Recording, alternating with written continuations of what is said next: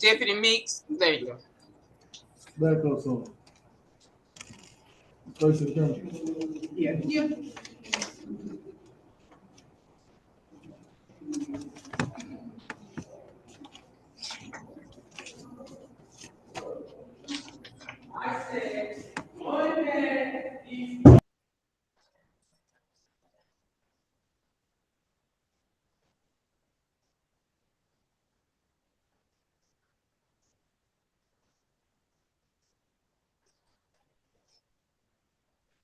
All right. And so, Deputy, if you can unmute him and let him say his name, please. Marco McAlpine Jr. Say that again. Marco McAlpine Jr. Okay. All righty. It sounds like you said Mr. McAlpine Marco. Just nod yes. All right. He has indicated that he is Mr. McAlpine Marco. We're about to start your preliminary hearing. Just to make sure I have all the charges. 1, 2, 3, 4. He should have 4 charges, correct? 3. 3? 1, 2, 3. I'm sorry. Yes, you're right. All righty. So starting the preliminary hearing for Mr. McAlpine Marco, and this is charges warrant number 2025 WA 03938, violation of Georgia Controlled Substance Act. 2025 WA 03939, another violation of Georgia Controlled Substance Act with the intent. 2025 WA 03940, another violation of Georgia Controlled Substance Act. Representing the state is ADA Thomas. Representing the defendant is Defense Attorney Tolles. Your witness, ADA Thomas. Thank you, Your Honor. Can Mr. McAlpine hear us? See, that's what can you hear us? I can hear you. I'm just muted because there's a lot going on. All right, so Deputy, can you please make sure that the noise is kept to a minimum so he can hear what's going on, hear the testimony?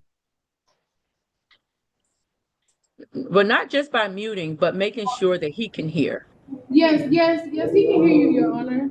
Okay, all right. Thank you. So, Your Honor, you don't want me to mute it, or? Yes, you can mute it, but I just wanted to make sure he could hear as well. Yes, he can hear. All right, thank you. Deputy Meeks, could you please raise your right hand? Do you solemnly swear and affirm that the evidence you should give before the court shall be the truth, the whole truth, and nothing but the truth, so help you God? Yes. You can put your hand down, state your name for the record. Deputy Meeks. And how are you employed? With the Clayton County Sheriff's Office. Do you have a specific you're working now? Yes, ma'am. I work with Homeland Security. And the location of that is where? Atlanta International Airport. Would that be 2600 Maynard Jackson Boulevard? Correct. Is that Clayton County? Correct. Now, at that location, were you so deployed on June the 26th of 2025? Correct. And what was your assignment specifically on that date?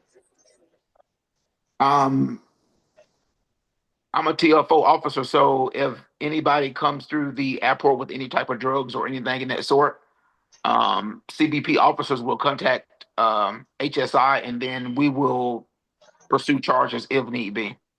So you're drug interdiction and enforcement. Is that what you're doing? Correct. Okay. Now, did that bring you into contact with a Marco McAlpine? Let me rephrase that. Maurice Marco McAlpine. Correct. And what brought you specifically into on this date at that location? Border Protection officers came in contact with them with a he was actually with the young lady, and both of them had 2 bags apiece, and they were inside of the bag was, of course, what appeared to be marijuana. McAlpine bags was about 71 pounds. The other young lady bags, I think, was 72 pounds. I can't remember the exact total, but I know both of them, their bags was over 70 pounds plus. But of course, as they came into the airport, they put their bags, um, they checked in their bags, and of course the CBP officers, K9 dog, did a sniff of the bags, and once they searched the bags, they found, of course, the marijuana. Now, And let me stop you one second before we get too far. You've mentioned the term C. Is it CBP? yes, Custom Border Patrol officers. Oh, okay then. So the bags were checked. They weren't checked in here. They were checked in from the original destination, Correct. and that was Spain. No. They checked the bags here in Atlanta, and they were traveling to Spain. Okay, and now I got it straight. Thank you. Yes. So when they checked the bags in, is that when Border Patrol was able to determine what the contents may have been? No, ma'am. So once they check the bags in, the bags are then put on a belt, and it goes to the airport to go to the bottom.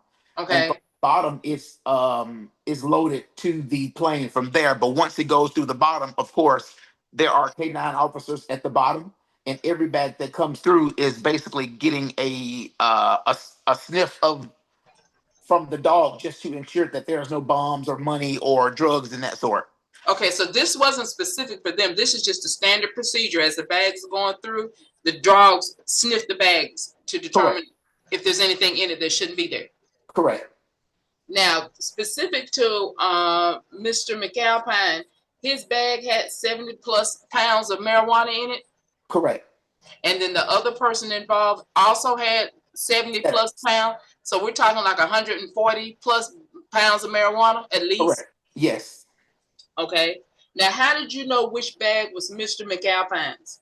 So once you once you come to the airport, if you are, once you come into the airport, if you are turning in your luggage, of course, you have to do that in the up front, either inside or outside. And of course, you go to whatever airline you're going to and check in your luggage. They check your name. Of course, you give them your passport or your ID, and of course, they will then check in your luggage, and you are claiming that luggage. So is it marked in any type of way specific to you? Yes. So once you check in your luggage, there is a sticker they give you, and there is a tag that they put around your bag with your name on it, your flight ID, and everything, just to match, to make sure that that is your luggage. And the bag that contained 71.43 pounds, that had his name on it? Correct. Now, after determining that this bag that was marked with his name on it had 70 plus pounds of marijuana in it, what happened next, if anything? So after officers determine that the bag has marijuana in it, they then pull that luggage off the belt, and they go and find exactly who this bag belonged to. And And that's as simple as going to once they scan it, of course, it's going to show exactly what gate. So let's say that his flight was leaving from Atlanta to Spain on his gate was A7. Once they scan that tag, it's going to pull up his ID or his passport, whatever he's shown, and it's going to show that this individual is currently at whatever gate A7. And okay. of course they go to 87 and verify that the name that's on the bag is the name that's matching the ID or the passport. So after making that determination, how did they actually come into contact with him? At the gate, loading, getting ready to board the plane. So as you're standing there about to get on the plane, as he's standing there about to board the plane, is he approached, or do they call his name, or what? No. So as you're coming up, if they have a clear picture, of course you can approach by that. You can approach then, but as they're coming up to scan their ID to get on the plane, that's when you're arrested. Contact was made, basically. Yes. And is that what happened with him? Yes. Now, did he make any statements regarding the luggage with his name? So he gave a voluntary recorded statement. What And he stated that he was a hairstylist, and he was not from Atlanta. I asked him how did he know the young lady. I think her name was Lanos, Lanos, I think. I asked him how did he know her, and he stated that he's known her for over 2 years, and she flew him in here to Georgia because he said he just came from a girls trip. He flew in from Georgia, and when they got here, him and Lanos caught a Uber to an unknown location. And once they made it to that unknown location, there was a male who put the four luggages in the trunk of the car. Once the luggage was in the car, he stated they went to, if I'm not mistaken, the went to the a hotel which is nearby the airport, and they split up. Lanos was in one car. He was in one car. And he grabbed two luggages, put it in the Uber car, and of course, two other luggages stayed in the car with Lanos. And of course, you had two Ubers going from that location to the airport. And he stated that's how he came in contact with the luggage. I asked him, did he know what was in the luggage? He stated no. But his name and his identification, what have you, is associated with the luggage. Correct. The tag that's on that luggage had his name on it, his flight, the time, and the gate that he was going to. No indication that it belonged to anyone other than him? No, he was the one who checked in that luggage. Okay. Do you know what if the contents were tested in any type of way? Yes, I can't remember the CBP officer name, but once the dog make a hit on any bag, they pull that bag, and most of the time they do a field test right then and there to ensure that it is in fact a drug. So once they do a field test there, they will then, of course, put it back on, and it has to go up to the holding area, and that's when they do another field test. So they perform two field tests. Do you know if that's what in fact happened with this particular piece of luggage? Yes, he did in fact perform a field test, and it came back positive for marijuana. Okay. And Mr. McAlpine is saying he did not know marijuana was in the luggage. Correct. But it's his luggage. Correct. He checked in those two bags along with Miss Lanos. Do you know what happened with Miss Lanos? She got arrested as well. She didn't, of course, she didn't do any she didn't make a statement. She was acting some kind of way. But okay, we just don't worry about him. I just want to account for her for what happened to her. She was also detained. correct. Okay.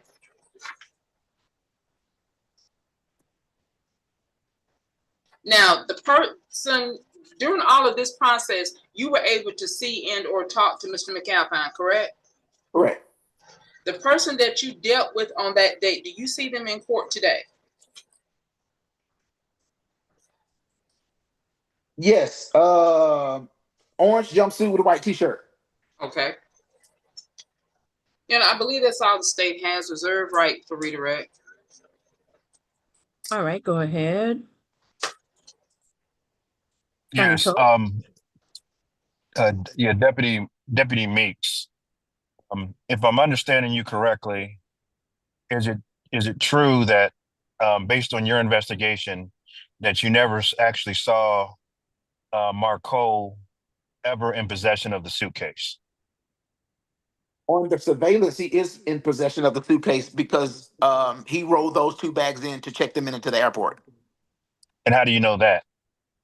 I just said from surveillance.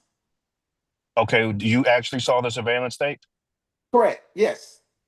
Okay, what did you yourself witness on the surveillance tape? You can see them two rolling, him and Miss Lanos. He had two bags, she had two bags, and you can see them rolling them to the outside area to check the luggage in. And where was this? This was at the airport. Where? What do you mean where? At the airport. I mean, are you saying this happened in Atlanta? Correct. Yeah. We're talking about Okay. Atlanta International Airport. Okay, so they came. This wasn't a flight where bags were being. I guess they were coming from another city, a layover in Atlanta and then going to Spain. Oh, no, no, They no, were no. Oh, yeah, I get what you're saying now. So they actually brung the bags here to Atlanta and then was flying them to Spain. I get what you're saying now. Yeah, I got you. okay. So did you see them bring the bags to Atlanta? Yes. Okay, so they were from Atlanta, or I don't know if they're from Atlanta, but whatever happened, you're saying that your surveillance showed them bringing two bags and checking them in? It was four total, but Mr. McAlpine too. Yes. Two. And who checked theirs in first? McAlpine. Okay. Now, which airline were they using? That I can't remember. Okay. Did Marco But tell? more than likely it was Delta. More than likely. Okay. And for those of us who are familiar with Delta and many airlines, a lot of times people will have like a two bag like check limit. Is that accurate?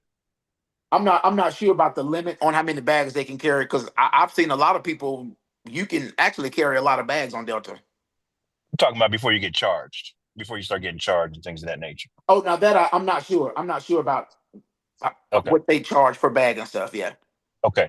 So Marco denies knowing what's in those bags, correct? correct. He stated he did Okay. not know what was in the bags. Okay. And it's not uncommon for someone traveling with someone else to check their bags under their names to avoid extra fees for bags. Is that correct as well? I'm not going to answer that question because I wouldn't. I understand what you wouldn't do, but I'm saying a Uh, lot of people do that. Deputy, you can't respond that way. Go ahead and re-ask that question, Attorney Toles. Yes, isn't it common for passengers on flights to allow other people to check bags in under their name so they don't incur fees? I don't know. Okay, if you don't know, just say Okay, you all don't right. know. Yeah, Okay, you never seen that before. Okay, all I right. don't know. So in this particular case, uh, the contents and any time under surveillance was never open. They never. Okay, you're 72 pounds. Some people take stuff out. You never saw Marco or actually ever open the bag, correct? No. Mm-mm. Okay. And he was with this other person at all times. What was the name? Lanos. I think I'm Le- pronouncing that correctly. Lanos. Is that a Correct. female or a male? That was a female. And what did Marco say the relationship was between him and this Lanos? He stated that he was the hairstylist. Okay. And what did he tell you what he knew about Lanos, what this person did for a living or their relationship? No, he just said he Okay. knew her for about 2 years, and he's just been doing her hair. Okay. All right. And what was their business in Spain? Did he explain why he was going to Spain? No, Okay. Did you ask him that? no, Okay. Um, so your position is if somebody's name's on a bag, that's automatically their bag. That's the extent of what you believe to be you said if their name? what's the question? If their name is on a bag, if they check in a bag, not knowing the contents, that they're responsible and have knowledge of what's in the bag. You if you check in a bag, you have possession of that bag. Okay. But you also have to have knowledge to actually be a crime, correct? You say you have to have knowledge to do what now? In order to be guilty of a crime of possession of a drug, you have to actually have knowledge that you're possessing drugs, correct? Your Honor, I would object. We're not Wh- determining guilt or innocence. Hold on, officer. We're not determining guilt or innocence. Sustain. Just probable cause. Yes, sustain. Move on, Attorney Toles. Okay. When Marco stated that, I don't know, I never knew it was in the bag, correct? Correct. He said he didn't know it was in the bag. Okay. Do you have any evidence that that's an untrue statement? Negative. That's just his statement. Okay. I can't argue Um, if he knew or didn't know. That's the statement he gave. okay. So did you, I don't know, check their phones or anything to see if there was any um, talk or discussion about any drug activity or delivering any drugs? Well, the other HSI investigator did in fact um if I can recall. If we're talking about yeah. So the other HSI investigator did in fact go through Mr. Marco's phone, and it was some statement about a um they had a friend in the airport that was going to get them through. I don't know if it was going to be Atlanta airport or the Spain airport, but I do remember seeing a text message, something pertaining to they got a friend that's going to get them through, and girl, where you at? Hurry up. And of course, it was kind of vague. It wasn't just very detailed as to what.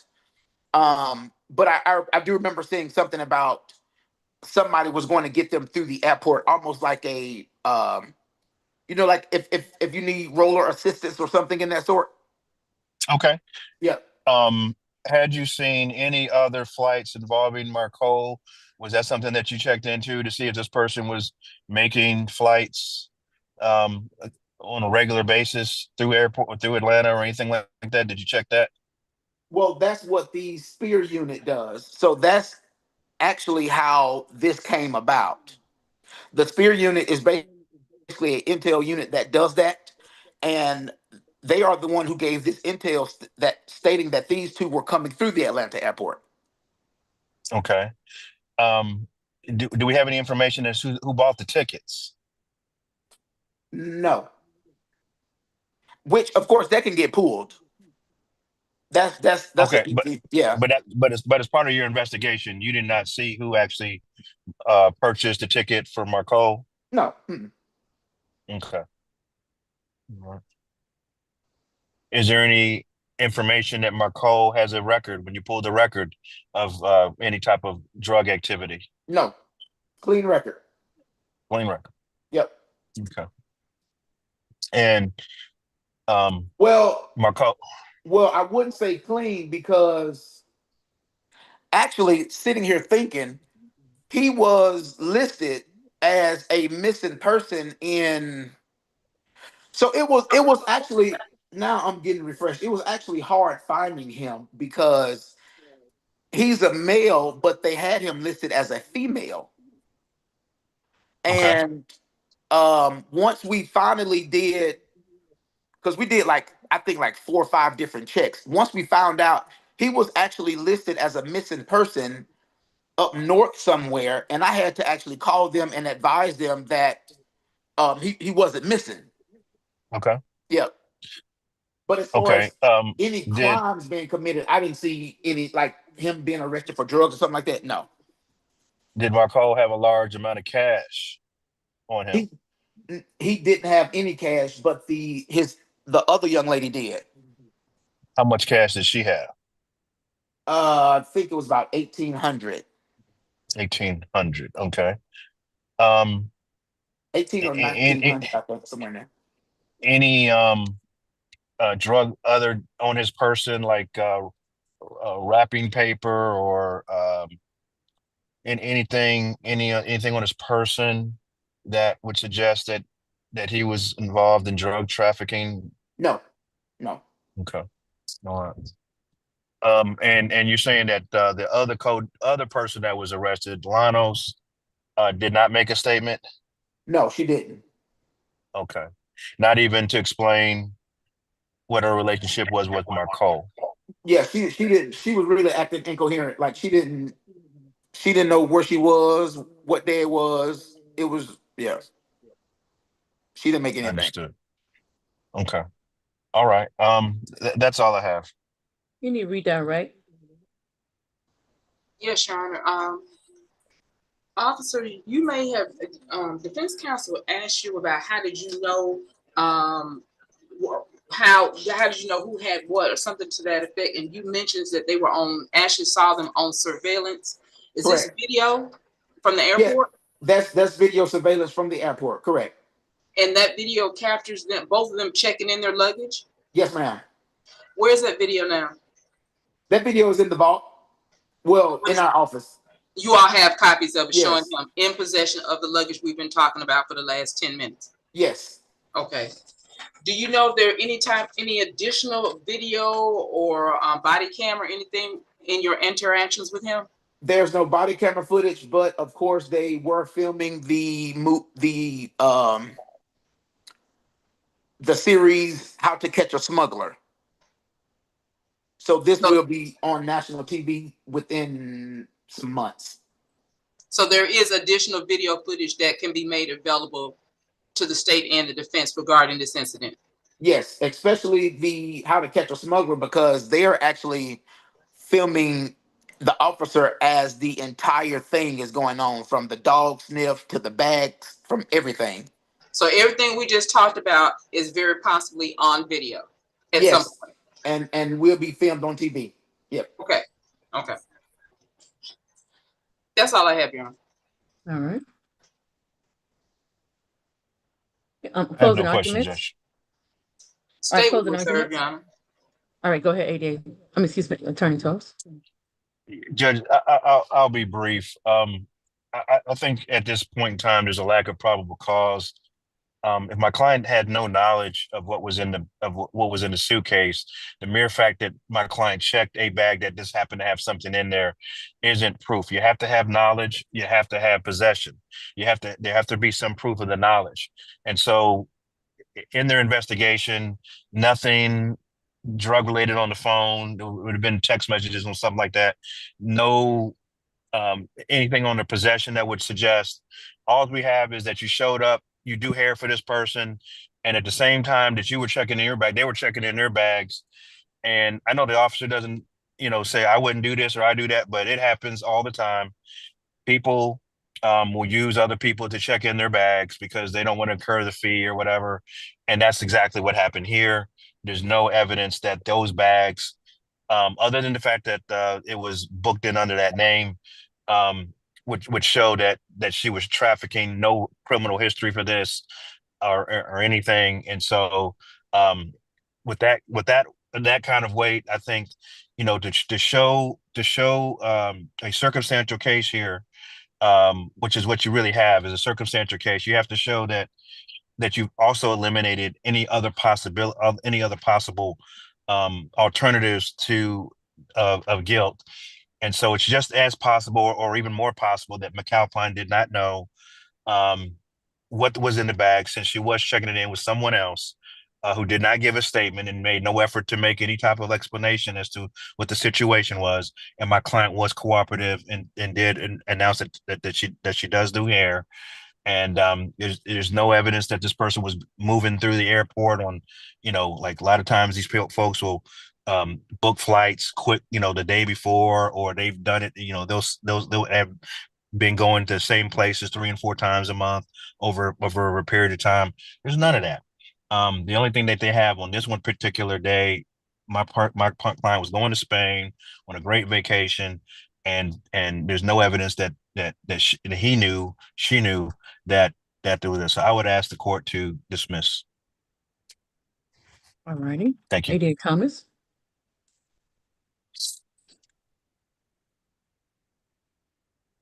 Your Honor, I pretty much would stand on the testimony of this matter, which fairly explained the entire process by which this individual was determined to be the owner and possession of the luggage that was subsequently found to have had over 70 pounds of marijuana, with a co-defendant who also had the same.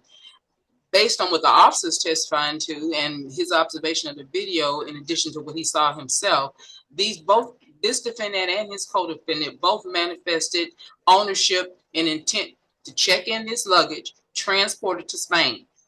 Their names were on the luggage. In his testimony, he may claim that he didn't know what was in the luggage, or that he may have been trying to help somebody else or what have you. But Your Honor, the bottom line is, he is the one that rolled it up. He is the one that checked it in, and he is the one who manifested ownership of this luggage. Your Honor, for the purposes of probable cause, the state believes that more than sufficient evidence has been presented to the court to show that he is in fact the person in possession of the luggage, therefore the person in possession of that marijuana trying to transport it to a foreign country. State would ask that the case in its entirety be transferred to the Superior Court of Clayton County, Your Honor. All right, based upon the evidence presented, I do find it sufficient probable cause to bind all three charges over to the Superior Court of Clayton County. That's the order of the court. Thank you, Your Honor. Thank you. Judge, I would ask for Marco if could they be on this Friday's bond calendar? He will.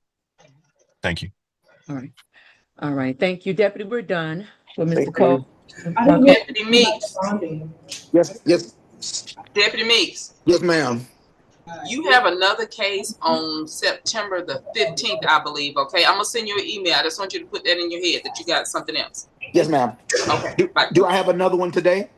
I think that's it for today. The one that for today, the other one you had, I believe it was the one that was continued to the 15th. Hardy, I think it was Hartley or Hardy or something in that sort. Yeah, Handley, the attorney was Handley. in court. But Okay. we'll talk. I don't want to hold court, okay? I just want you to put it on your calendar. All right. Thank you. You're welcome. Bye. What did you guys say about the bond hearing? All right, I'll read. And so I think Attorney Florio, is he still here? Attorney Toll, we still have one of yours.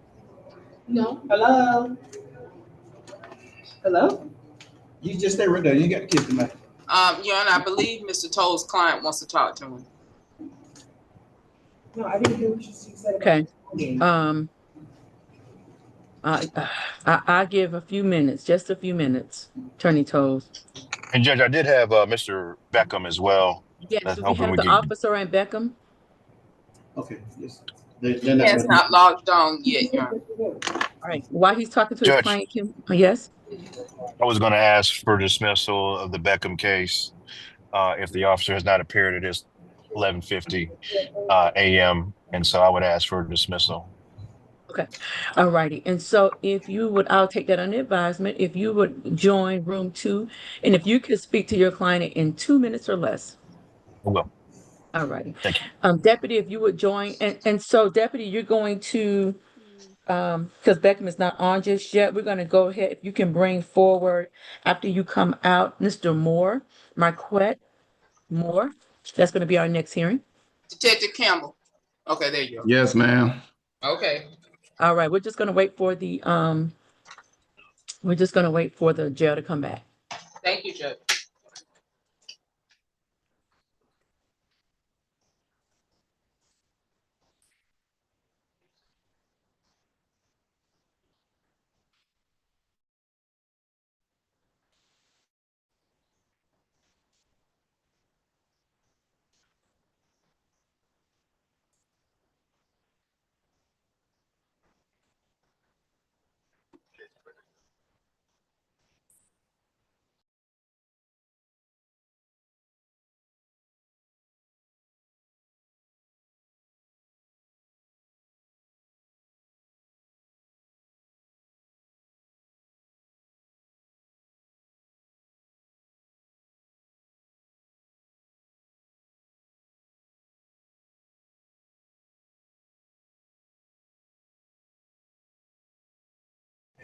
What's your name?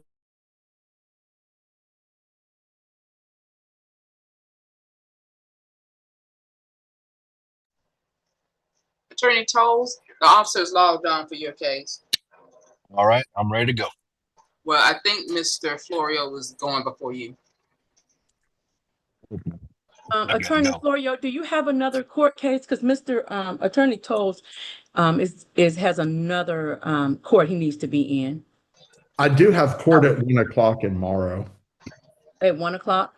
Yes, Your Honor. All right, and so Attorney Tolles, can you let's do Attorney Tolles. I had promised him earlier that I would get him out as quickly as possible. It shouldn't take that long, Your Honor. It's 11:50, I think now. It shouldn't take that long.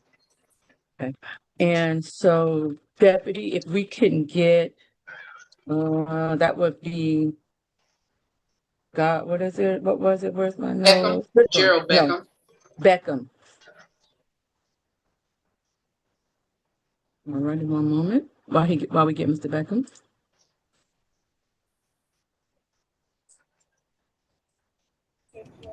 Your Honor, can you repeat the name?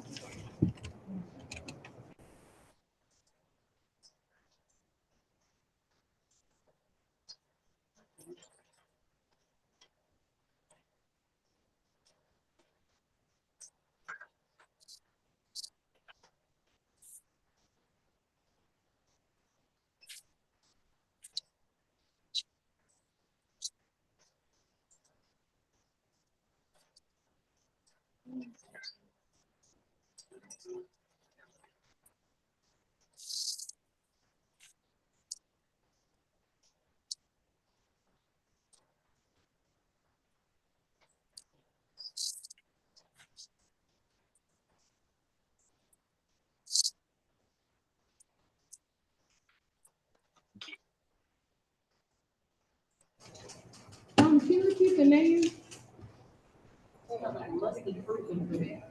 Defendant Gerald Gerald Beckham. Beckham. Beckham, okay.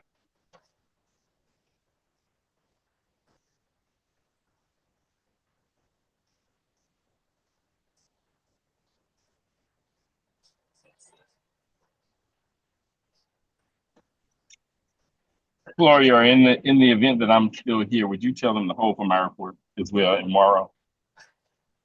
Yes, sir, I will. Thank you. Bye-bye. Beckham left. He went back They to don't have no Thailand. kids in my son. Everybody big. Can't hear you, deputy. Beckham went back to his housing unit. I don't know why, but he did. Mr. Toles, did you hear her? Yeah. What cell was in? I couldn't understand her. I couldn't either. Deputy, we couldn't understand you. Beckham went back to his housing unit. I'm not sure why. After he talked to Mr. Toles, he went back to his housing unit. They sent him back. No, we just. Yeah, he went back to his housing unit after he finished talking to you. I don't know why. Okay, what are they saying? I'm Can we sorry. just, What's going on? Judge Beckham was sent back, and I don't know if that was because he didn't want to have a hearing or because it was a mistake. So if we could continue that, Okay, I may just go talk to him and see. It's not all a right. case I think he's going to win. So I'll just continue that and maybe you'll do a waiver based on Judge, what I'm reading. if the court can note that Lieutenant Patterson is here. So this Okay. is not a state. All righty. And so we're going to put that back on 9/15. And we're just going to put on there that the defendant was not present. Okay. All right. Lieutenant All right. Patterson, did you hear that? That concludes all your cases, Attorney Toles. Yes, it does, Judge. I appreciate you. Yes, All ma'am. righty. You have a great day. Thank you. Have a good day. Lieutenant Patterson, don't go. Yes. Okay, so can you be back on that date? Say again, ma'am. It's being continued to 9/15 because they sent him back. Now, September the 15th because they sent the defendant back. Don't know why. Oh wow. Yes, ma'am. I'll be available. Okay, thank you. All You're right. free to go. I think that's all you have. All righty. And so now we can go to Attorney Florio, Mr. Moore. If we can get Mr. Moore, please, Deputy.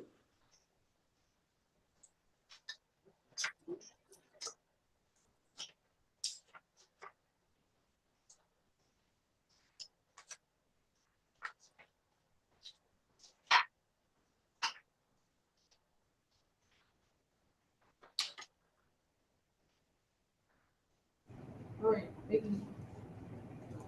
Square it up.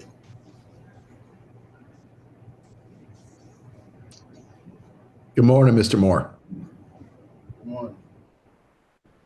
All right, Mr. Moore, we're about to start your preliminary hearing. And just to confirm, Mr. Moore has You see? 1, Oh, 2, 3, 4, 5 charges. Is that correct? Judge, there should only be 4. One of them, the false report of a crime, is an unrelated misdemeanor case he has. Okay, so that needs to be moved off this calendar then. Yeah, All we right, so already have bond set on that, Judge. All right, so 4,000 needs to be moved to the misdemeanor calendar. Yate, did you hear that? Leaving me is crazy. You said ending in 4,000 needs to be moved to the misdemeanor For calendar? Mr. Moore, yes. Okay. And so that would be Is that September? You'll figure that out. Okay. September 16th. Okay. So September 16th is, that case is on the, all righty. So that's 1, 2, 3, 4. All right. So are you in fact Mr. Marquette Moore? You can indicate by nodding your head. Mr. Moore has indicated by nodding his head that he is in fact Mr. Moore. This is your preliminary hearing calendar. This is State of Georgia versus Marquette Willie Moore, charged in warrant number 2025 CW 70505, and that is trafficking ecstasy. 2025 CW 70506 VGCSA. 2025 CW 70507, possession of a weapon during the commission of a crime. And 2025 CW 70508, possession of marijuana less than an ounce. Representing the state of ADA Thomas, representing the defendant is the defense attorney Florio. Your witness, ADA Thomas.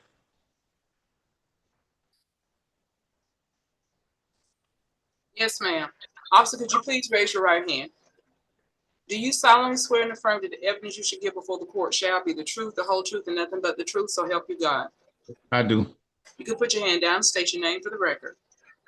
Detective K. Campbell, Clayton County Narcotics Unit, street level. And I'm sorry, I didn't hear the last part. Street level. Okay. And were you so employed on or about September the 15th of 2024? I was. And did you have occasion to investigate an incident that occurred at 907 Cameron Landon Drive in Stockbridge? I did. And is that Stockbridge, Clayton County? It is.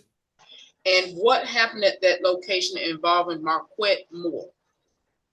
Yes. My lieutenant was informed that he was contacted by uniformed supervisor in reference to a call that they received of a active burglary at that location. They described once they arrived to that location that there was a door that was kicked in, frame was broken, and it was an open door. Upon entering into that location, they did a sweep to see if there was any burglary suspects within the location.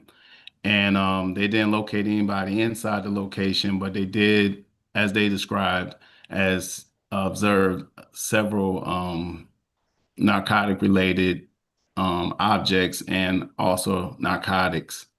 What they did upon that, discovering that, they contacted the narcotics unit at that time and advised our supervisor what they observed, and we responded to that location. Now, in response to that location, did you all take out any warrants or anything? We did. Excuse me. We took, search warrants. Okay. And the initial officers responding there were not there to search the location. They were there for something different, correct? That's correct. That's correct. They didn't remove, touch anything. They just saw it and called y'all. Objection leading.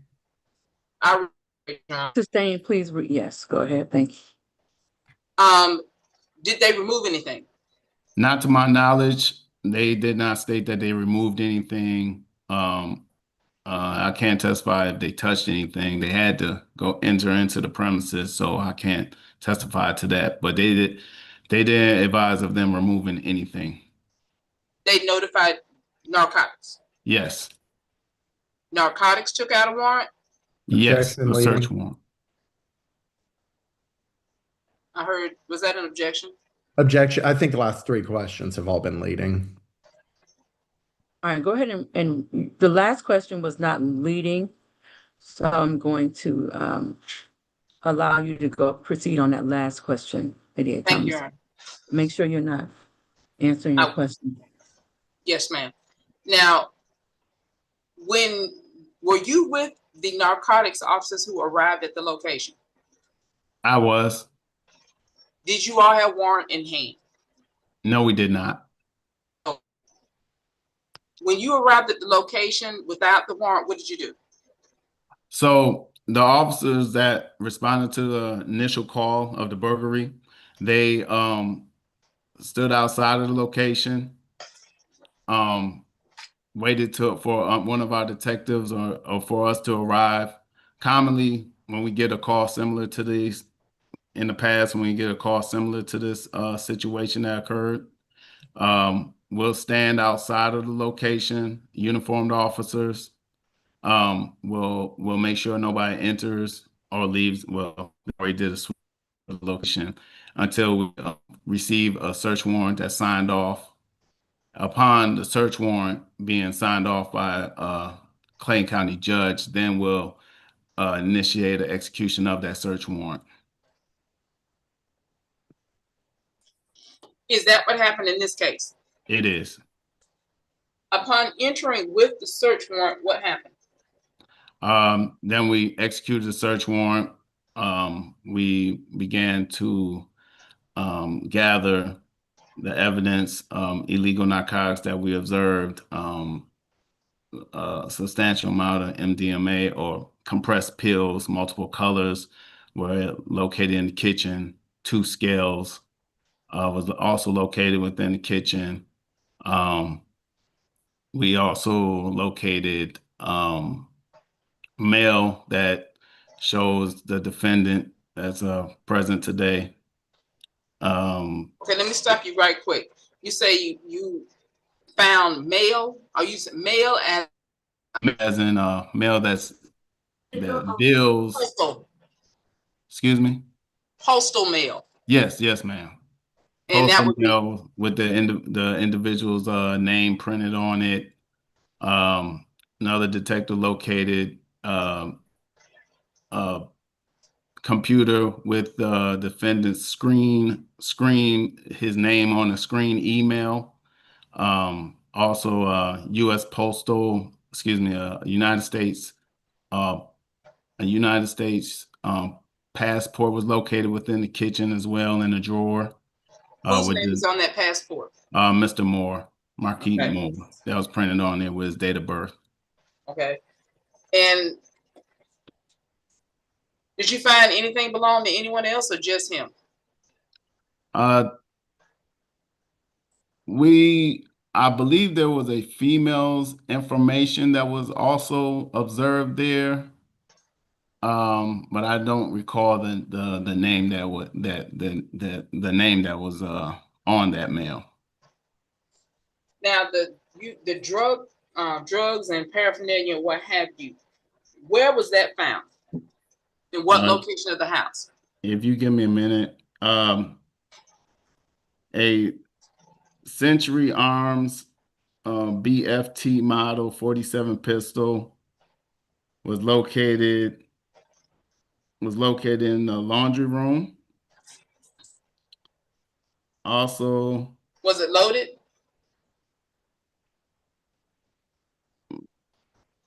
I do not recall. That was discovered by another detective Okay. Williams. Okay. A money counting machine was also located in the front bedroom. Were you able to determine? I'm sorry. Were you able to make a determination of whose bedroom that was? No, I cannot testify to whose bedroom it was, but there was mail that was located in different bedrooms. Okay. Was that mail, did that have this defendant's name on it? It did. And that you say it was in varying places in the house? Yes, ma'am. Not just in one room? That's correct. Was anything found in the kitchen that you know of? Yes. Do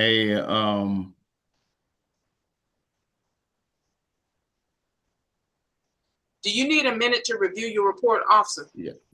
Well, I'm looking at where everything that was located. I have it in chronological order.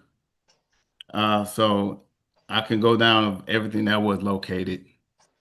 Is it, when you say chronological, are you talking about date or location in the house? Location in the house, ma'am. Judge, I'm going to object to him. I mean, him reading from his report or him referencing his report. Certainly, if he needs to review it to refresh his recollection, that's fine. But the idea that he's now just going, I mean, he's going to sit there and read his report and testify off his report, that's obviously improper. Also, I've not been provided with a copy of his report. And if we were in court, I would have an opportunity to review what he's using to refresh his recollection, which at this point I'm at a disadvantage because we're on Zoom. I can't see what he's using to refresh his recollection with.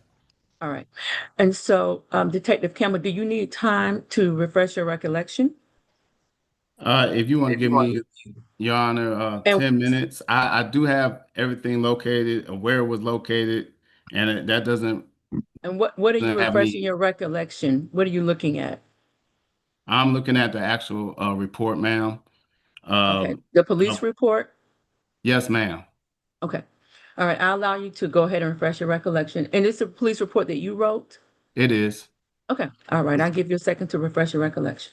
Judge, in the past, I've been provided a copy mid-hearing, but I've been provided a copy of what it is that they're using to refresh your recollection because legally I'm entitled to review it before he refreshes his recollection with it, especially in light of the fact that he's now asked for 10 minutes, which is longer than this hearing's been going, to read his reports. All right, and so, ADA Thomas, would you go ahead and send Attorney Florio a copy of this is in the police report or the warrant affidavit? I believe I've got the warrant affidavit. It's only a paragraph, so it wouldn't take him 10 minutes to read a paragraph. So he's reading his reports. And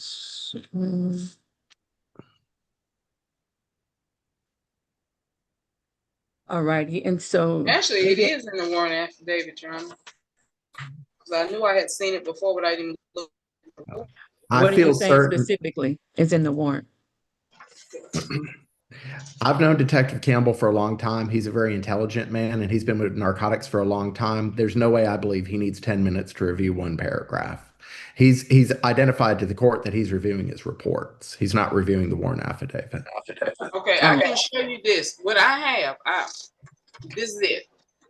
It's 3 paragraphs, and it's more than this in the report itself. Now, what I think he may be looking at is the return. And for the purposes of his hearing, I really don't need to get into all of that, Your Honor.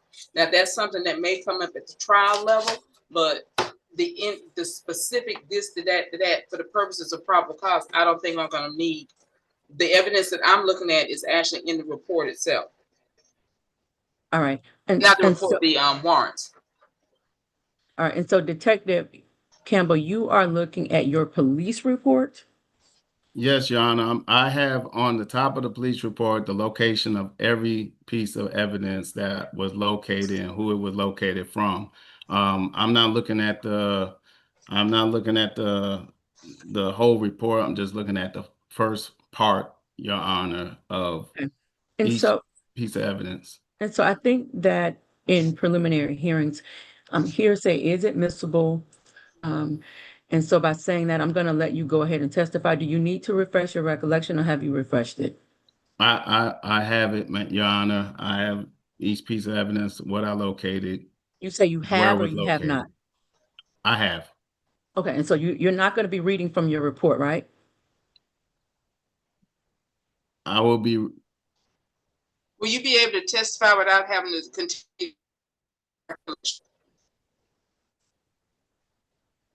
He is frozen, look like. Say that again. Will you be able to testify without continually refreshing your recollection in this matter? Yes. All right, proceed, ADA Thomas. Thank you.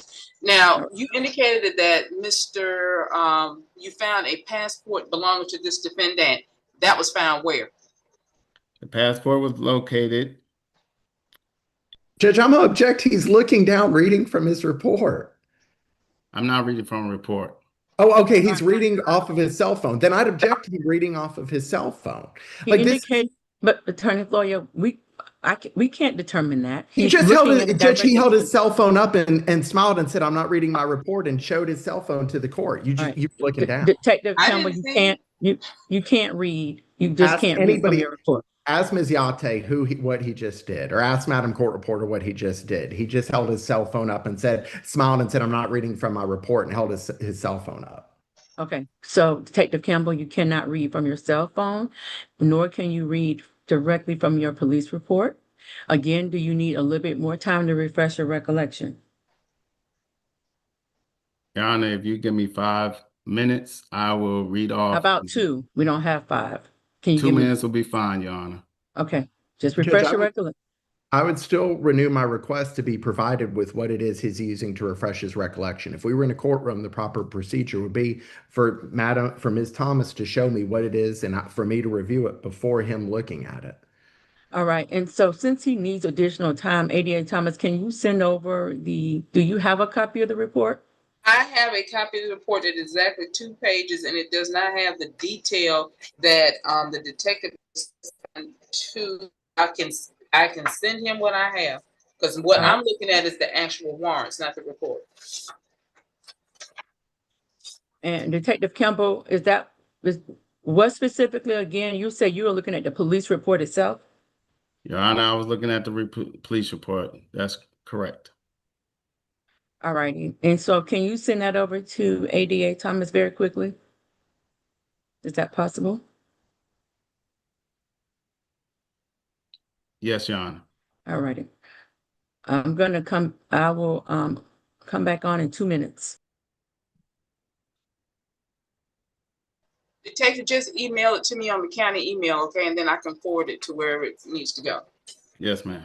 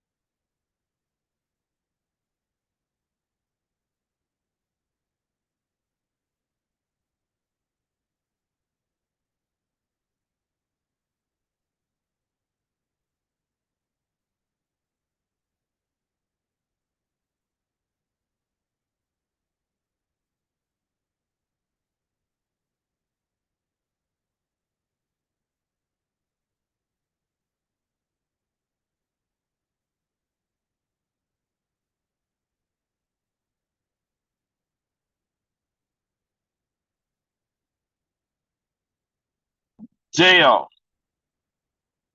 Are you listening?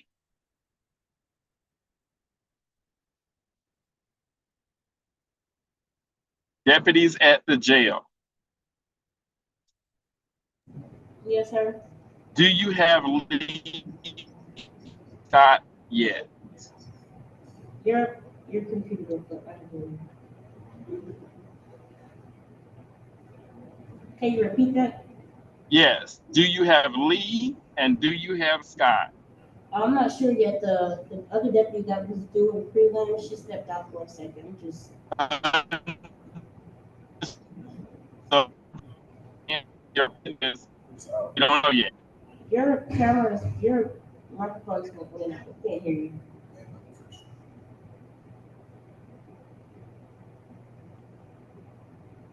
I'm sorry, Jill, were you asking a question? Yeah, I can't hear you. Your microphone keeps going in and out. Okay. So you're clear that we're waiting for Lee and Scott. The other deputy that is working prelims isn't wearing his. Okay, understood. Thank you very much, ma'am. I appreciate you.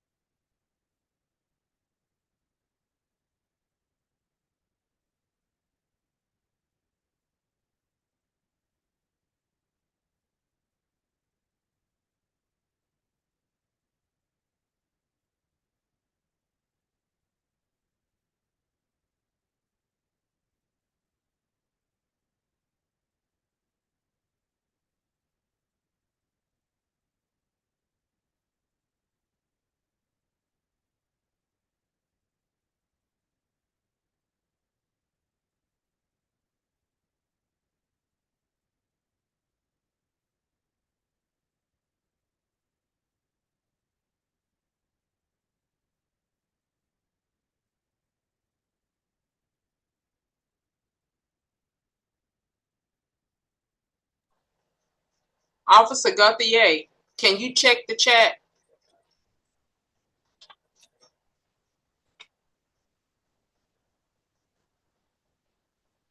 Officer,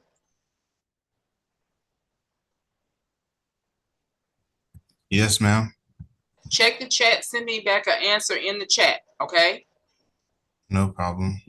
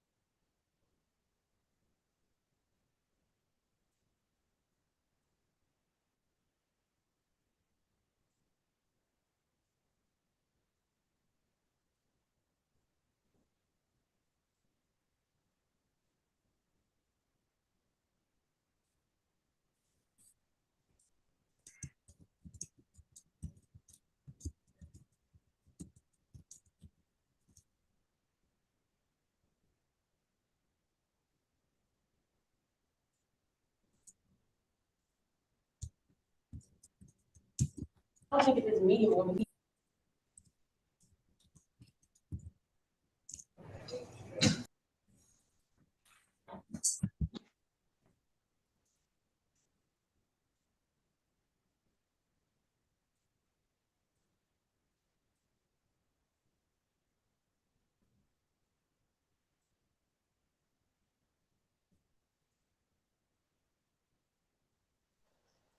Attorney Florio, can you check your email?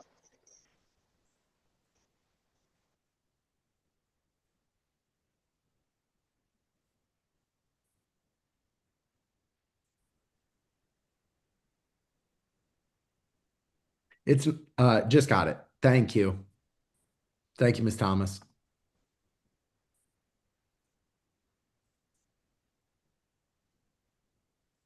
Are we ready to proceed?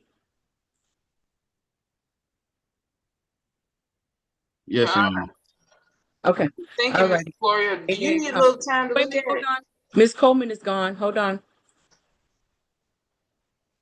And guys, remember that this is being taken down, so we can't talk over each other, and she is trying to take all of this down. Ms. Coleman, we have you back. Look like we lost you for a moment.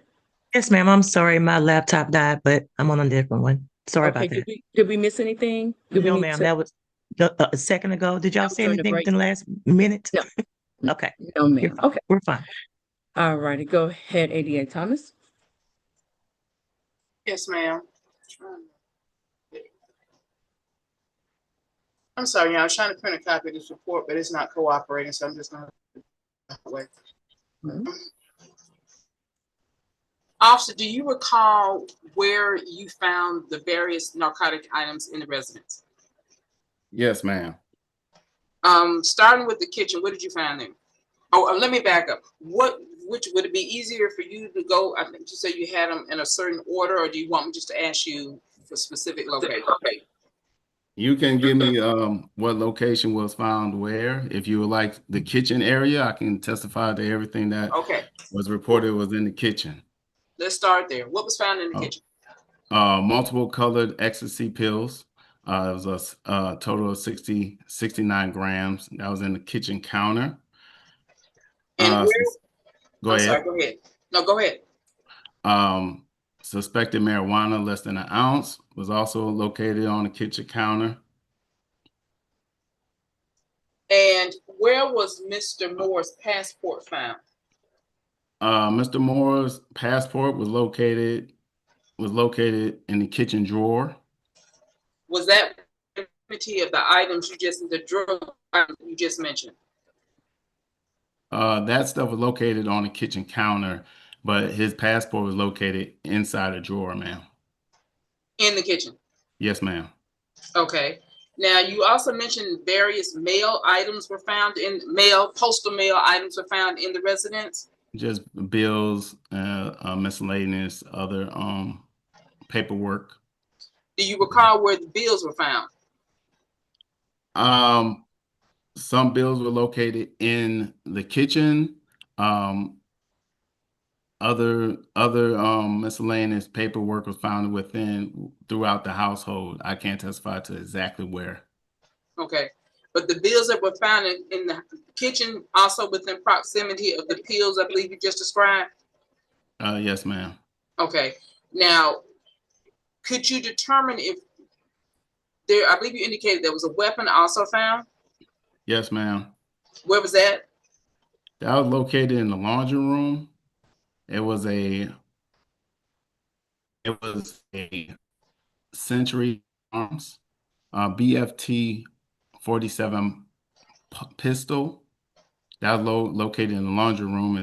As you enter in the apartment, is on the right side on the top shelf. Any mail or anything found in that room? I can't testify to that. Okay. I believe you also testified that other narcotics were found in first of all, is this an apartment or a house? It's an apartment, ma'am. Okay. Now, any other drugs found outside of the kitchen?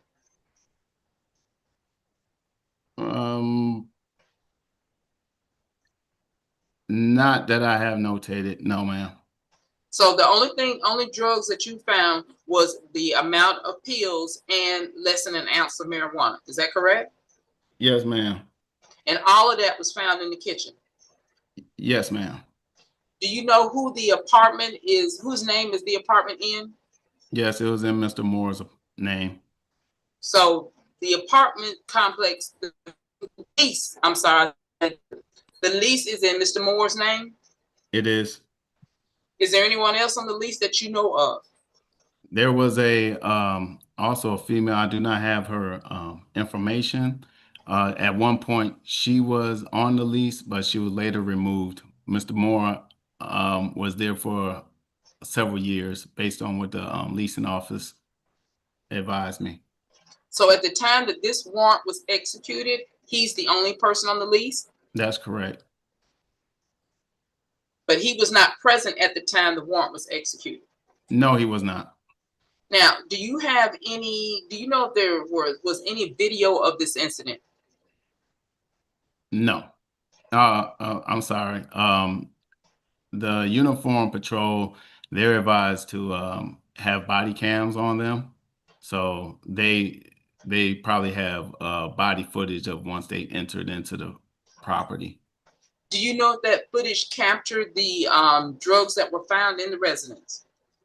I don't know, but I believe it should have based on what they reported, based on what they reported for us to respond. When narcotics responded, none of you all had on body cam of any type? No, ma'am. Okay. What about any ring camera footage? Do you know? I do not have any knowledge of any ring camera footage. Now, the defendant, was he detained that day? No, he was not. Do you know when he was detained? I do not know. Do you know who took out the warrant against him? I did. At the time that you took out the warrant, he had not been located? At the time that I took out the warrant, no. Yes. No.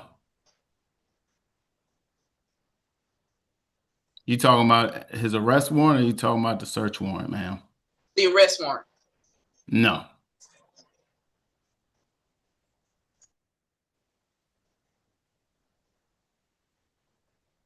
You indicated it was 69 grams of MDMA. Did I understand you correctly? That's correct. Do you know how many pills that is? I didn't have a total count. We just weighed them. It's. I believe you also indicated there was, and correct me if I'm wrong, is it a pill counter? Is that what it is? A pill? No, a money counter, ma'am. Money counter. Where was Yes, that found? that was also located in the kitchen. What about bags or plastic baggies or anything like that? That was there was sandwich bags that was located in the kitchen as well. Were they for individual packaging? Based on my knowledge, training, experience, normally that's what they're used for. And do you know what THC wax? What is that? A THC wax is when it's a marijuana. It's marijuana that is they extract the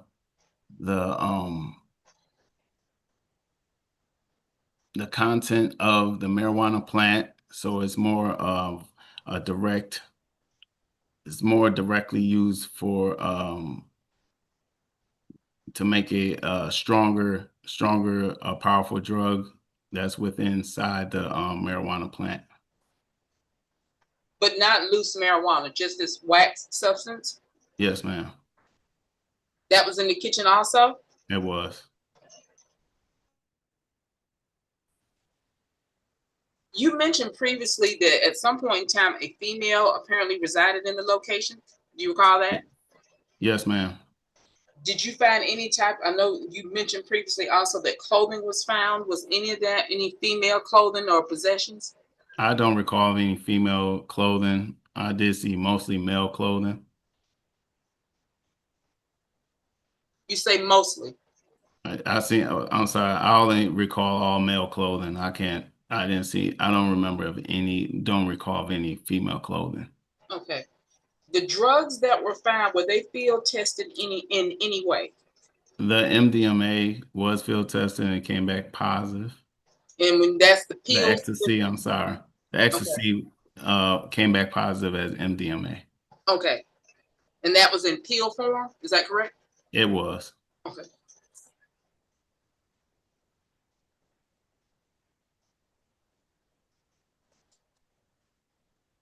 Yeah, in 1 second, I think I'm almost done.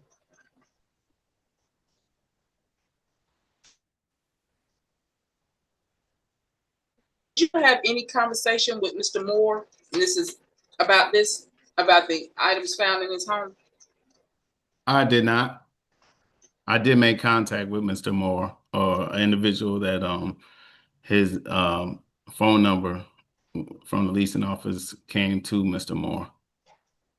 And did he say, or were you able to actually have a conversation with him? I was. And what did he say to you, if anything? Well, I just advised him. I advised him that I would like to talk to him. And he asked me he actually asked me what do I need to talk to him about. I advised him of my investigation. So he could possibly help himself in reference to my investigation. He stated to me that he did enter into the property, that he's seen the paperwork that was left there. And I advised him I don't want to go into any details on what I located within the property. And he did advise me that should he have a lawyer, I said that's up to him. If you wish to have a lawyer, he can choose to have a lawyer. At this time, I'm not asking him any incriminating questions, but that's up to him. And we agreed to meet, and he stated he ended up having a lawyer contact me. And so at that time, I didn't have no further conversation with him. So that was the extent, nothing regarding actually what was found at the location? No. Knowledge, you say that something was left at the residence, is that correct? Say that again, ma'am. He acknowledged that something was left at the residence? He acknowledged of the paperwork that was left behind, the inventory sheet that we leave in a search warrant.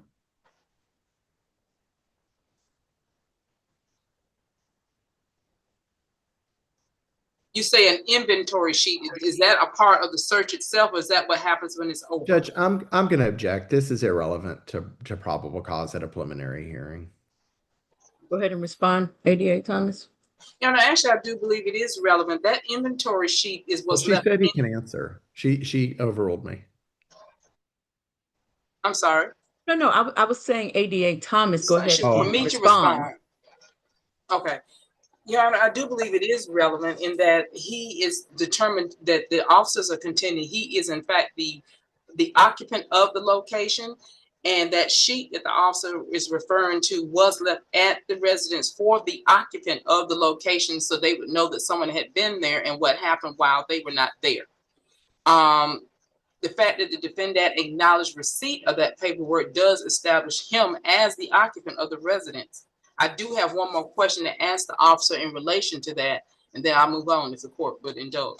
So objection overruled. Go ahead and proceed, ADA Thomas. Thank you.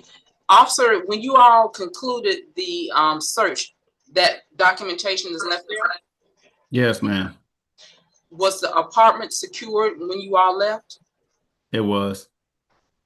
And by secured, I mean locked. Was it locked to the best of your knowledge? Yeah, we contact the apartment complex and maintenance, and normally they show up to secure the door.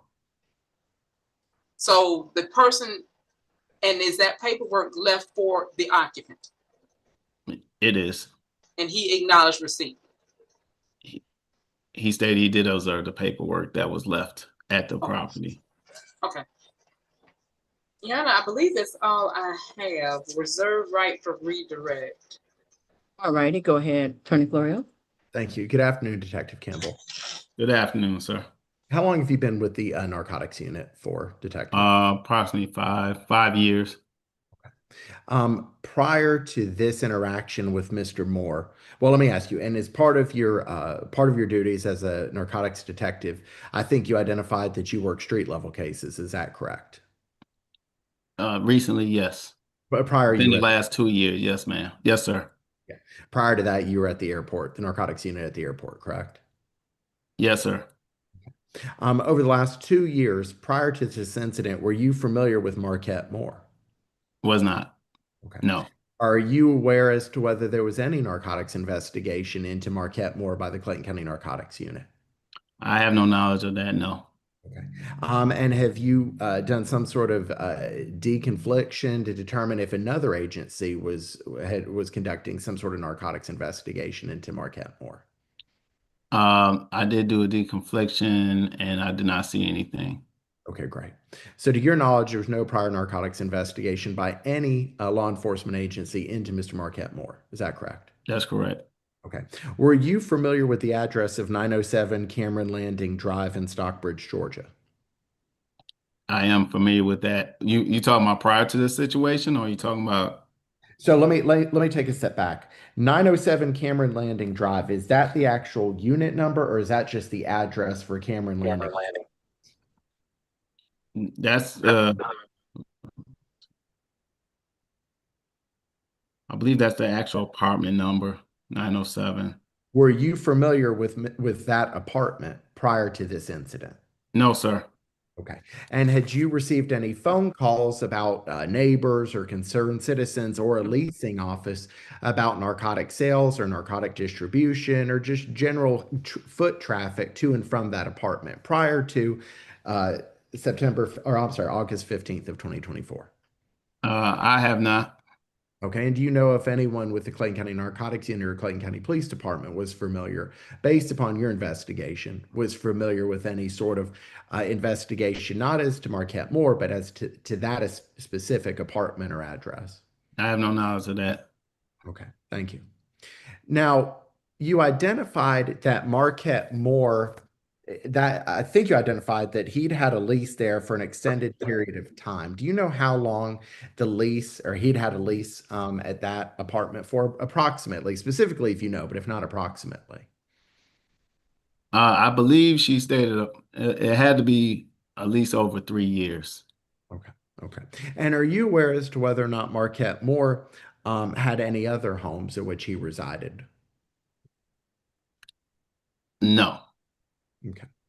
Now, I understood you to say that there was you received a call or narcotics received a call from a patrol officer that had responded to a burglary. Is that correct?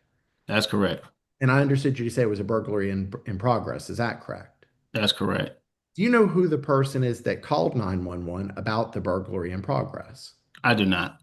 Okay. Do you have any proof or any information that Marquette Moore was the individual that called 911 about the burglary in progress? No. Okay. And I understood you to say that when law enforcement went into the home, the patrol officers went into the home, and you believe that that was based off of this burglary in progress. Is that correct? Yes, sir. Okay. And while they were surveilling the inside of the apartment, they identified having seen narcotics on a kitchen counter. Is that correct? Yes, sir. Yes, sir. And so based upon that, they exited the home and they called narcotics. Is that correct? Yes, sir. Okay. And who was responsible for obtaining the search warrant? Was that something that the narcotics unit did or that these patrol officers did? Narcotics, the narcotics detective obtained the search warrant. And do you know who that detective is? Detective Rowe. Okay. Okay. And so upon obtaining the search warrant, I understood that narcotics then entered into the apartment and conducted a search. Is that correct? Yes, sir. Okay, and that's when you found all the items that you've identified on the direct with Ms. Thomas. Is that correct? Yes, sir. The detectives that were on the search unit. Okay. Were you part of that search unit? I am. Okay. And did you also conduct a search? I did not conduct the actual search. That's why they have individuals that we notate who found what drugs or evidence and where they found it.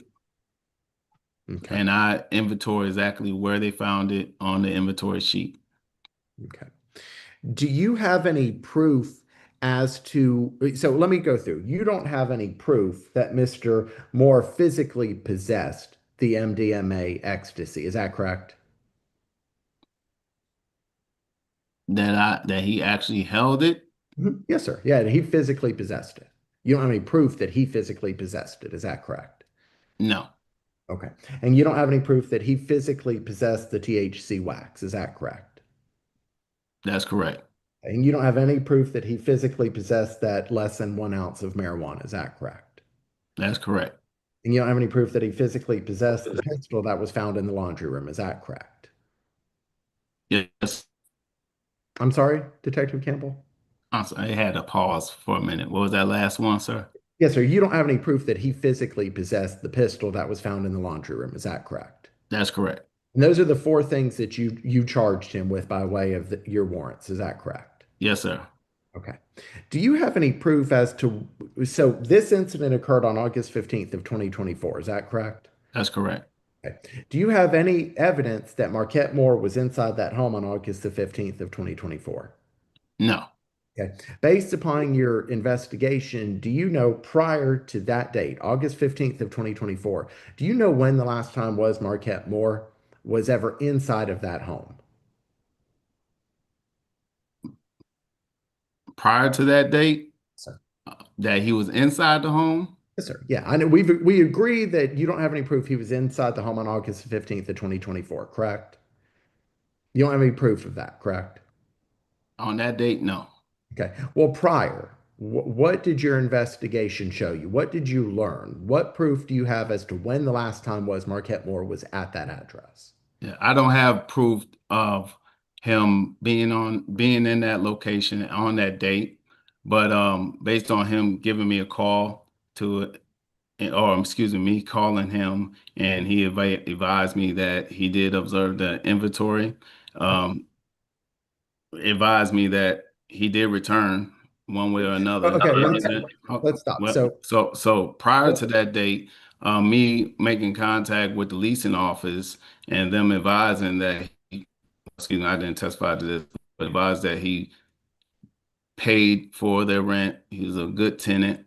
Um, that they don't really see him that often, but you normally have to make a observe the apartment, go inside the apartment once you do a lease of an apartment. So unless he rented the apartment and just never entered into the property. So prior to that date, no, I don't have any knowledge of him actually being in and out of that apartment. Thank you. I appreciate your honesty. And you also, just to be clear, you also just testified that the folks in the leasing office told you that they didn't see him at that apartment very often. Is that correct? That's what you just testified to, correct? Yes. Okay. And to the extent that he leased the apartment, they said that they believed he was a good tenant. Is that correct? He paid it. Yes, he paid his rent. So people that have and you're familiar with apartments that are used to hold narcotics, is that correct? Yes. Okay. And you'd agree with me that based upon prior investigations you've investigated apartments where there's tons of foot traffic coming and going from apartments, and that's indicative of drug sales. Is that correct? I've investigated apartments that you do have tons of drug sales. I also done investigations in reference to apartments that are stash houses that only have a limited individuals that come to the apartment because um, if you have a certain amount of clients and they are buying a certain large quantities of drugs, they will have a limited amount of individuals coming to their apartment based on possibly being robbed, stuff of that nature, or bringing attention to their location. So I'm on the stash houses of just having what the street term is trap houses, which is high traffic area. So a lot of times you'll find in certain apartment complexes, nice complexes, which I would say this was pretty much a nice complex. Individuals will have stash houses rather than trap houses, and they will have large quantities of narcotics that would limit the amount of traffic that they will have because they are distributing larger amounts of narcotics. So therefore, the clientele that they are going to have to their apartment is going to be very few, but they are going to be having a higher volume of narcotics. And plus the amount of money located in that location was the second amount. How much money did you locate? It was $25,420 that was located in a behind a water heater of that location. Okay. On what date did Mr. Moore reach out to you and inquire about the paperwork that had been left at the apartment? I reached out to him on the 19th of the same I believe that was 4 days after the 19th. Okay. And so you reached out to him first, and did he answer or did he call you back? I believe he called me back. I'm not certain, but I believe he called me back. Okay. And so when you called him, you made him aware as to what had occurred at that apartment. Is that correct? When I finally made contact with him, yes. Okay. And then based off of what you said, you made him aware that there was a burglary and that narcotics had been found inside of the apartment. Is that correct? I didn't make any, no, I didn't make any statements of that there was a burglary. I Okay. just advised him, I didn't advise him that there was a burglary. I advised him of, go ahead.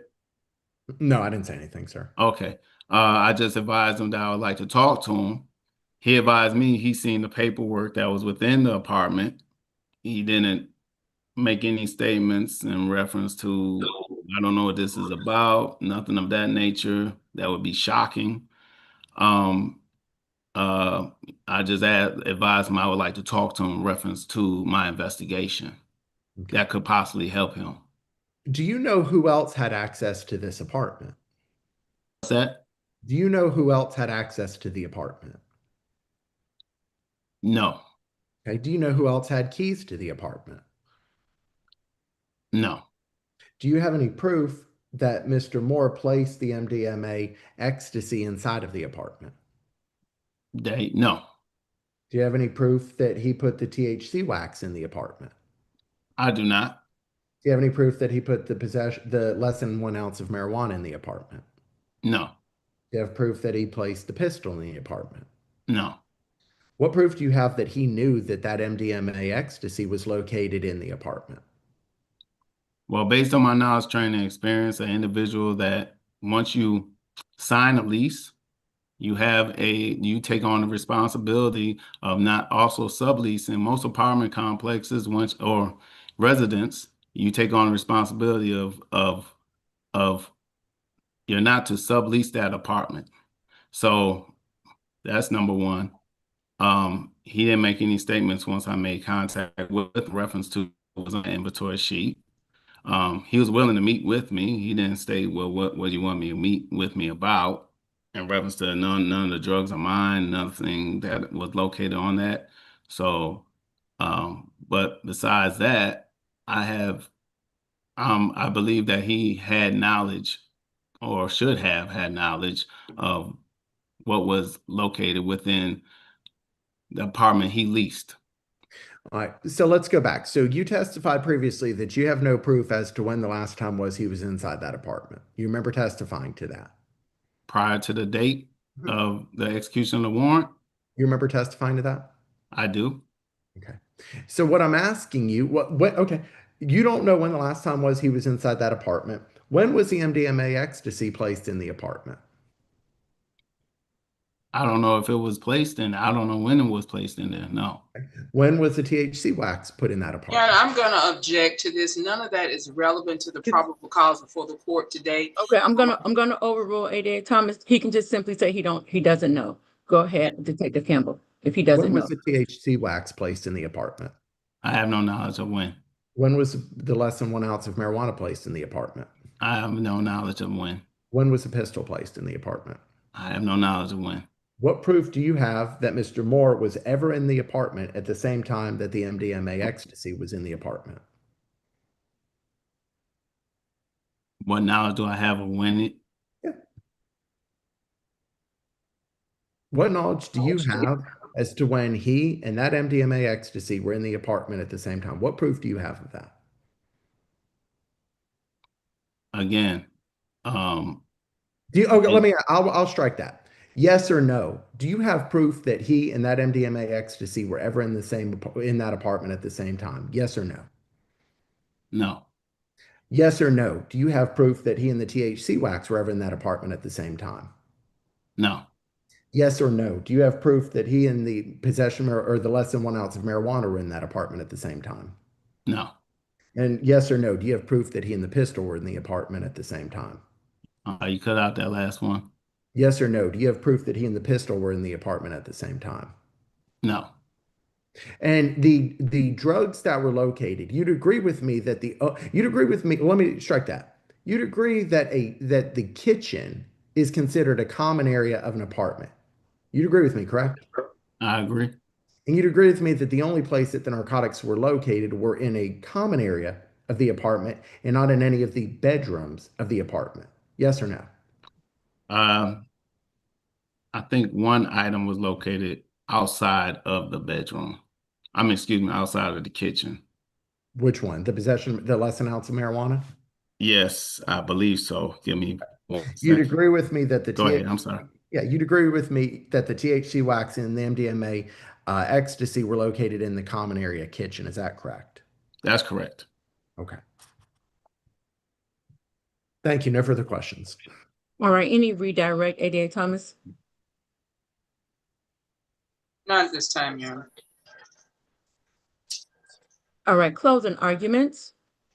ADA Thomas? I'll reserve, Your Honor. All right, go ahead, Attorney Florio. Yes, Judge. As it relates to the possession of a firearm during the commission of a crime, the testimony was that the drugs were located in the kitchen and the firearm was located in the laundry room. There is no proof that there was any sort of close proximity between any drugs and the firearm. I mean, off the testimony, whether you believe anything I've said or not, off of his testimony, there is no proof that the firearm was in arm's reach of any drugs located inside of this home. So just prima facie, there is no possession of a firearm during the commission of a crime. There's been no testimony, no evidence that that gun was anywhere near any drugs. They were in separate rooms, separate parts of the house, no proof whatsoever as to that warrant. So certainly based off of the detective's testimony, I would ask that that warrant be dismissed. Having said that, though, Judge, I would ask that all the warrants be dismissed. The testimony, and I appreciate Detective Campbell's honesty and truthfulness in that he doesn't have any proof. So when you look at it, this was an apartment complex that did not provide any issues. There were no issues to the leasing folks, right? So no evidence of foot traffic coming and going, no evidence of folks hanging out, smoking weed, doing drugs outside the apartment, no evidence of people being loud or rowdy or acting like knuckleheads at the apartment. Detective Campbell was unfamiliar with this apartment. He's unfamiliar with Mr. Moore, so no prior investigation into this apartment, no prior investigation into Mr. Moore. The drugs that were located in the kitchen, which is a common area of the apartment. There were no drugs located in any of the bedrooms of this apartment. No proof as to when the drugs were put there. No proof that he physically possessed any of the drugs. No proof as to when the last time Marquette Moore was ever in that apartment. And most importantly, no proof that Marquette Moore was ever in the apartment with any of those drugs. And so based off of his testimony, I would ask these warrants be dismissed. Also, Judge, I would argue if the evidence was just so overwhelming as to Marquette Moore's guilt, if it's just so overwhelming, no doubt in anyone's mind he's guilty, why is it that this incident occurred on August 15th of 2024 and these warrants weren't issued until February 14th of 2025? Why in the world, Judge, would it take 6 months to issue trafficking warrants if the evidence was just so overwhelming? Just no doubt in anyone's mind, Marquette Moore is guilty as sin, most guilty person in the history of people being guilty. Why in the world would it take Detective Campbell 6 months to issue these warrants for this young man's arrest? I'd submit that it took him 6 months because the evidence wasn't overwhelming. And to issue these warrants in the first place was certainly a stretch. Thank you, Your Honor. All righty, go ahead, ADA Thomas. Your Honor, first and foremost, I do believe the officer's testimony in and of itself is sufficient to transfer these warrants to the Superior Court. But let me address a couple of things that Attorney Florio mentioned that they may be, to me, they are self-evident, but just to make sure the record is clear and make sure the court is understanding. Now, Attorney Florio has a problem with the officer waiting 6 months to take out the warrant, which is kind of interesting because most of the time we hear the officers rush their investigation. State would contend, based on what the officer has testified to, that the officer probably could have taken out his warrants that day. But I'm not going to fault the drug unit of the Clayton County Police Department for doing a thorough and sifting investigation. My understanding from what the officer is saying, my impression, I should say, is that they wanted to be sure that this was the correct person. Now, this was his apartment, which the detectives were able to confirm with the leasing office, who also confirmed that this is not a person that they've had problems with, and that he is a long-standing tenant of that apartment. Now, Mr. Florio asked the detective several questions, which actually kind of clears this up, and it actually kind of puts it in line of him actually being the tenant. Apparently, there's multiple ways that a person in the line of work of drugs that they employment, so to speak. You have a location. I believe the officer used the term stash house. There's another location that apparently does have higher traffic. That's your trap house. And I believe they mentioned a couple of different other ways that these particular transactions are conducted. In this particular case, perhaps what we're having here is the stash house. Just based on the sheer amount of drugs that were found there, the fact that there was a money counting machine, that there was $25,000 stashed behind a water heater. I've heard of people depositing money in various places, but a water heater is a new one to me. Who does that? Usually when you've got that kind of money, you put that in the bank. But if you're in this line of work, you can't put that kind of money in the bank. But you do find a place to stash it, and you find a place to stash it that you consider to be secure, that you consider to be unobtrusive and won't draw the attention of law enforcement or the apartment complex. Faulting the officers, ensure that they have in a row, is a unique argument in my experience. But before the court, I would like to say that, these officers made sure they had everything lined up.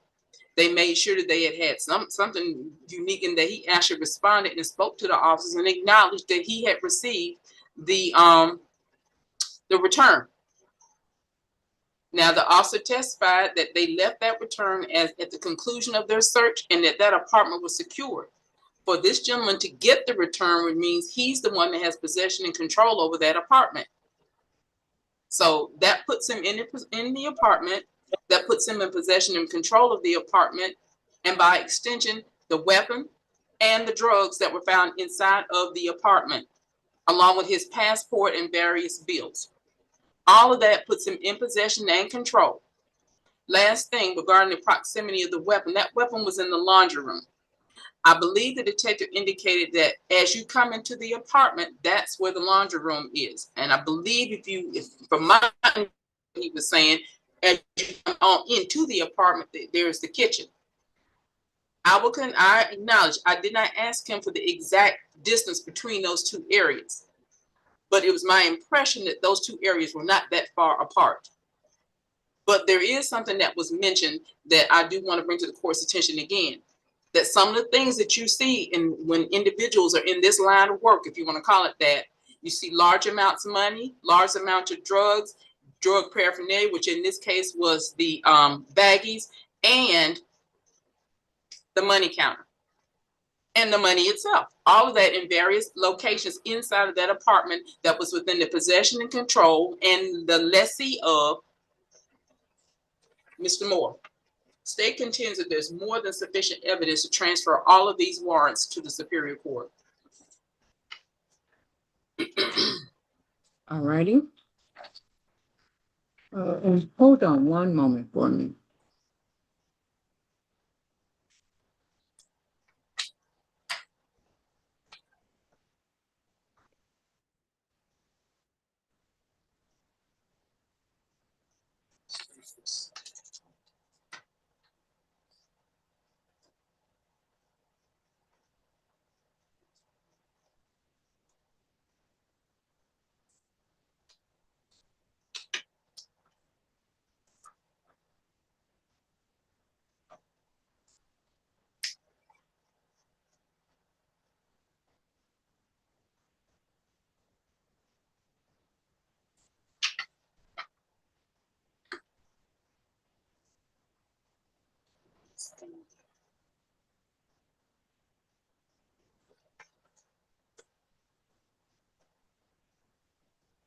All right.